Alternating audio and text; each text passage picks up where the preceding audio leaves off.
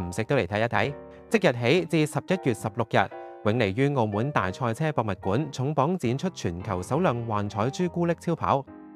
呢款長2.9米、重100公斤嘅朱古力超跑，由國際知名瑞士潮流藝術家 Sepp Vasarhelyi 同永利美食藝術大師 Bob Tay 聯美打造，耗時300小時完成融合頂尖潮流藝術、殿堂級甜品創意與極致動力美學，詮釋跨界藝術嘅非凡魅力。佢哋將跑車嘅流線型車身化為前所未有嘅創意畫布，以3種唔同濃度嘅朱古力結合充滿活力嘅線條同爆炸性嘅色彩，跨界打造出呢款甜蜜至極嘅曠世傑作。透過科技與藝術嘅交融，為觀眾開啟一場獨一無二嘅感官之旅。但係咧，今年咧就佢哋都係同一個塗鴉嘅藝術家去到合作啦。咁呢一個咧，今次咧就會有一個聯乘。咁咧，除咗話新嘅嘗試啦，咁亦都係帶俾大家一個唔同嘅一個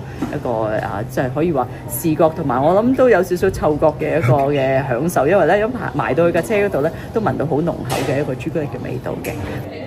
快嚟一齊感受呢一架超特別嘅超跑獨特嘅魅力吧！